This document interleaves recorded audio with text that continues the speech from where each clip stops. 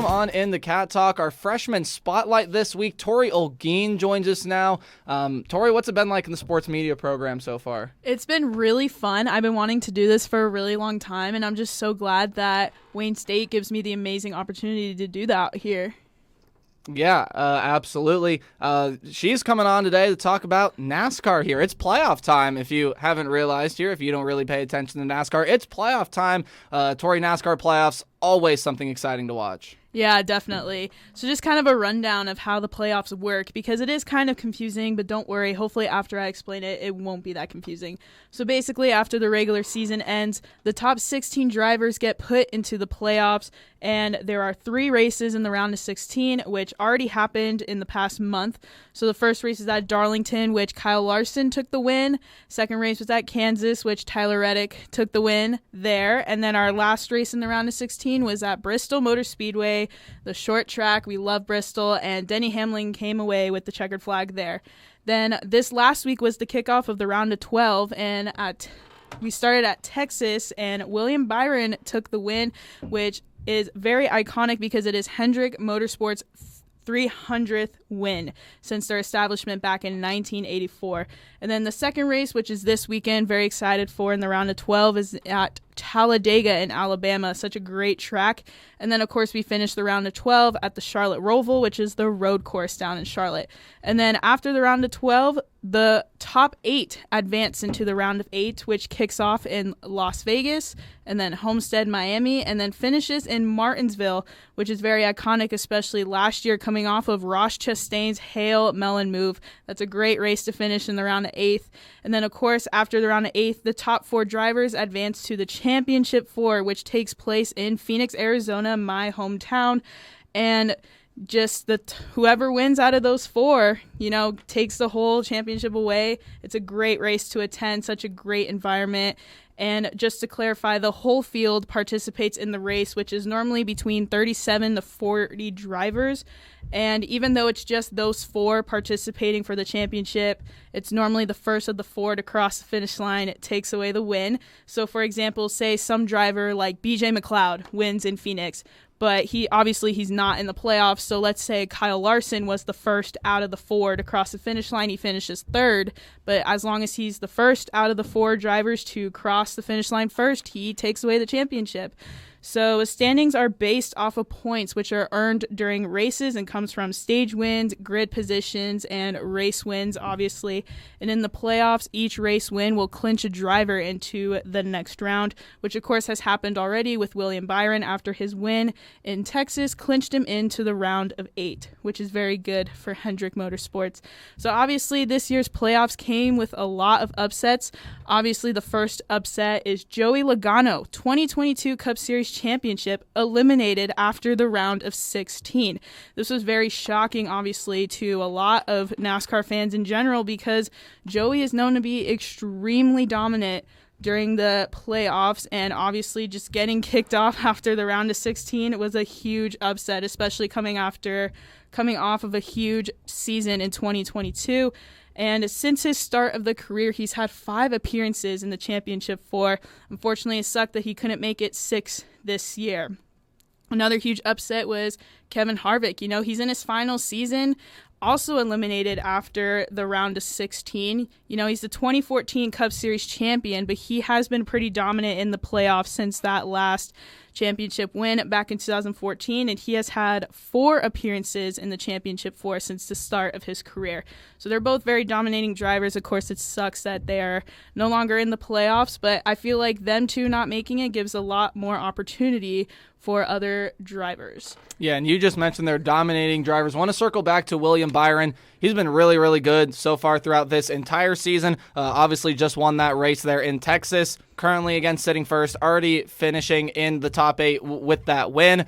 He's an incredible driver. Yeah, he's had a very dominating season. In the 2023 season alone, he's had 6 wins, 16 top 10 finishes, 11 top 5 finishes, 3 poles won, and he's led 883 laps. And of course, this win after Texas Motor Speedway on September 4th, he brought it home for Hendrick Motorsports and marked it as their 300th win. And of course, it clinched him a spot in the round of 8 for the next playoff.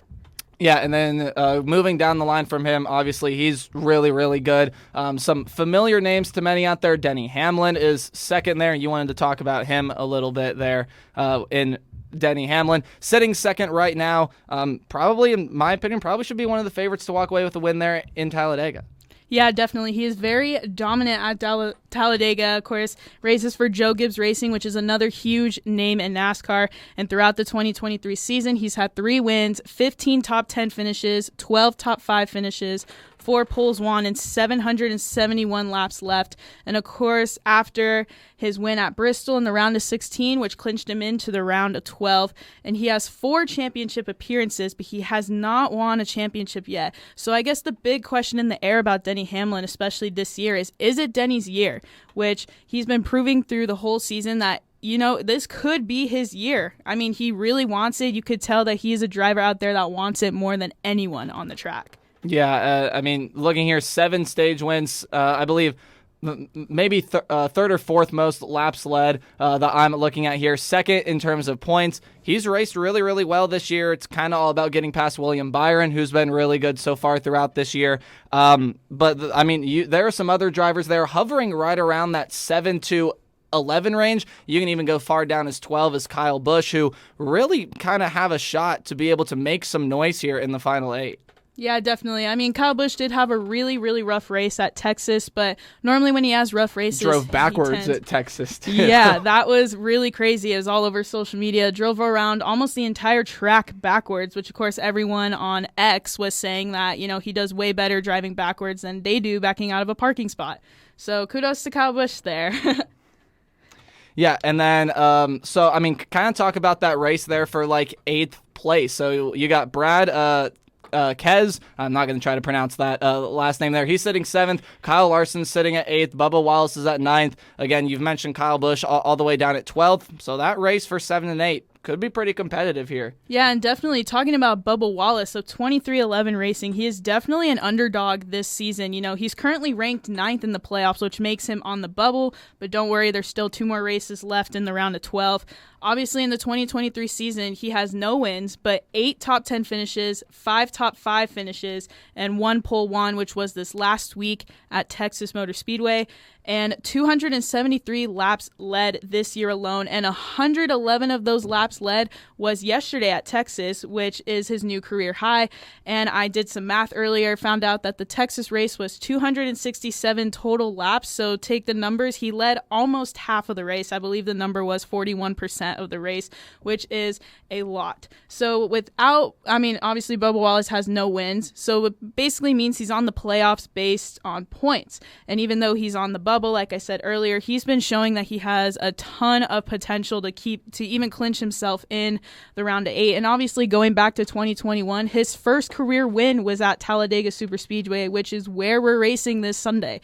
So maybe Bubba Wallace will come out and do just amazing at Talladega like he's been doing for the past couple years, and I'm very confident, and I think he's going to clinch himself a spot in the round of 8. Wow, so you're calling the win there already for Bubba Wallace? Is that what I'm gathering here? I would say yes, just because he's been proving himself since really 2311 started. I mean, obviously, his mentors there are Denny Hamlin and Michael Jordan, which are humongous names in the sports world. I mean, they have put so much faith into Bubba Wallace, and of course, this team.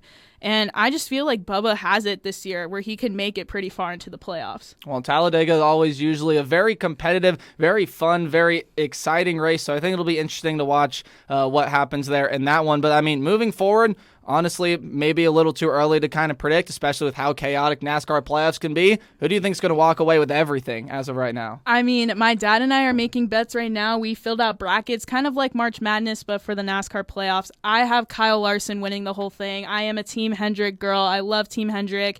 You can see I have like Hendrick everything, everywhere. And yeah, I think Kyle Larson. New phone case today? Yeah, new phone case, Hendrick Motorsports today. that just came in the mail.